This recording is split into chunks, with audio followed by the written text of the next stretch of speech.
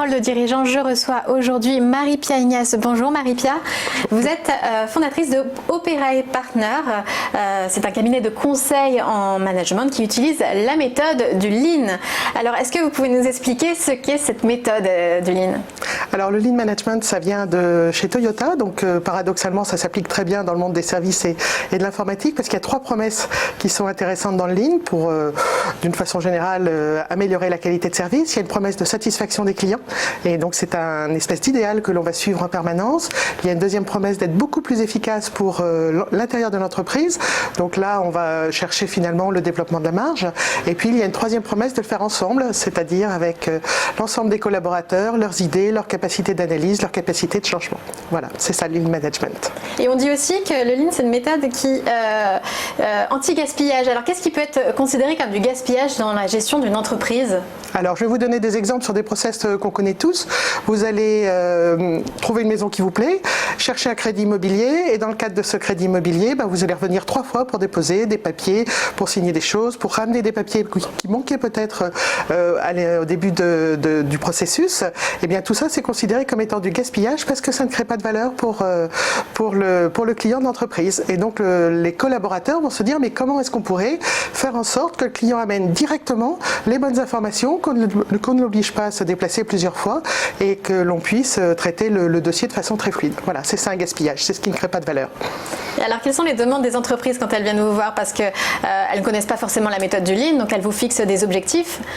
Alors en fait, ce que cherchent les entreprises, ça peut être soit une aide très ponctuelle, un processus qui fonctionne mal, un processus qui va prendre 20 jours alors qu'on s'attendrait à ce qu'ils en prennent plutôt 2 ou 3. Et donc on va essayer avec eux, avec leurs équipes, de voir où sont les attentes, où sont les allers-retours, qu'est-ce qui rallonge les délais. Et puis on va améliorer ce processus. Moi je peux vous donner un exemple, c'est de l'envoi de données entre des clients grands comptes et une banque. Et donc les clients aimeraient bien que ces données soient transférées assez rapidement. Ils mettent en place des systèmes automatiques de transfert de données, mais la mise en place elle-même va prendre du temps. Et comment est-ce qu'on peut accélérer ça? Donc ça c'est un exemple. Un autre exemple qui est plus des questions de transformation à l'échelle. Vous avez une entreprise qui se pose une question nouvelle, vous avez un élément réglementaire qui fait que vous allez être obligé de traiter plus rapidement des demandes de clients. Eh bien vous avez 7 back-office répartis sur l'ensemble du territoire. Comment est-ce qu'elles vont pouvoir accélérer, rejoindre le délai qui est attendu? Ou une autre entreprise qui va fusionner avec un de ses concurrents, comment arriver à faire en sorte que tout le monde travaille avec le même état d'esprit sur les process qui vont devenir identiques et qui ne l'étaient pas avant. Donc on va à chaque fois essayer de se dire qui est le client, quel est le sens du process, comment travaille-t-on aujourd'hui, que faudrait-il améliorer pour arriver à mieux travailler demain dans le nouveau contexte. Et donc on va déployer sur 1000, 2000, 3000 personnes le Lean Management. Et ça dure combien de temps de manière générale? Qu'est-ce que vous mettez aussi en place concrètement? Alors concrètement, on va d'abord travailler sur une équipe, déjà pour faire un pilote, pour montrer ce que ça donne, quelle est la valeur que ça apporte, et travailler sur une équipe, c'est 3 mois. Et en 3 mois, on va à la fois montrer aux dirigeants que le changement est possible, et que le changement est possible sans informatique, sans réorganisation, sans déménagement, sans changement de personne. Donc on va vraiment leur montrer un certain nombre de cas, on va les emmener sur le terrain, on va leur montrer où sont les difficultés, et puis ensuite on va vraiment travailler avec les équipes. Alors avec elles, en fait, on va rediagnostiquer leur propre processus en leur disant mais finalement du point de vue du client, si vous étiez dans les chaussures du client, est-ce que vous trouvez qu'il y a des pistes d'amélioration?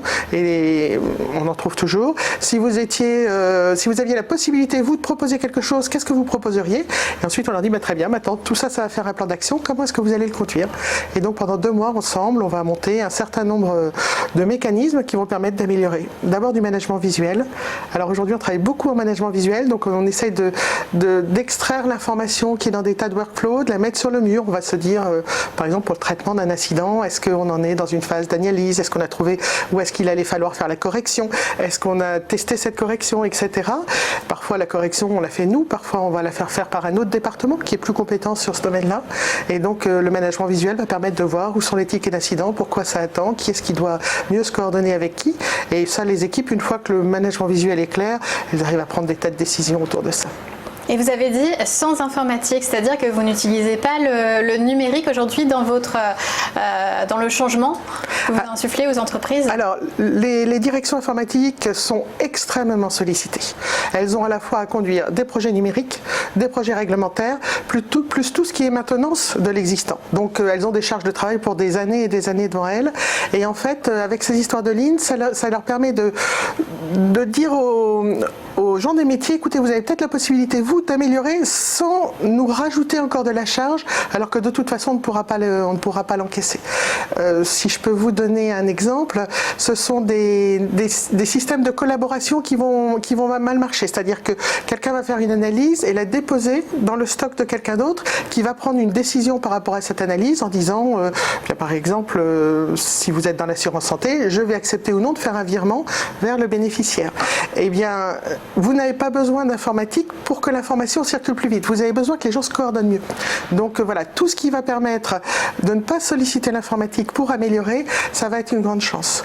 A contrario, quand on travaille dans les départements informatiques, on voit que les potentialités d'amélioration sont infinies, que les gens se perdent dans les processus, dans des comités, dans des documents rédigés, dans des validations à obtenir, dans des expressions ou dans des actions qui ne sont pas aussi précises que ce qu'on attendait. Ça peut en fait alourdir le process en permanence, en permanence, énormément. Comment est-ce qu'on implique les collaborateurs de tous les services? Alors déjà, quand on fait mon métier, il faut avoir un minimum d'éthique, c'est-à-dire qu'on dit aux gens que vous allez être les propres diagnostiqueurs de votre processus et c'est vous qui allez proposer. Et donc il faut vraiment jouer ce jeu-là et ne pas être dans la manipulation. Ne penserais-tu pas qu'il serait bien d'eux? Donc ça, c'est la première chose. La deuxième, en fait, on dit qu'on apprend à voir, c'est-à-dire qu'on a des exercices dans lesquels on dit, ben, écoute, on va regarder le processus et avec cet exercice-là, tu vas voir quelque chose que tu ne voyais pas avant. Encore une fois, un exemple, c'est ce qu'on appelle voir la variabilité.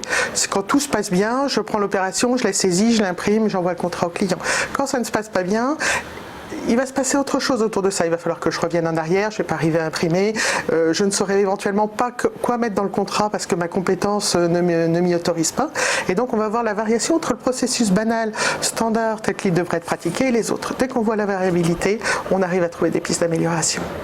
Et on parle aussi de méthode agile. Alors en quoi c'est différent de la méthode Lean?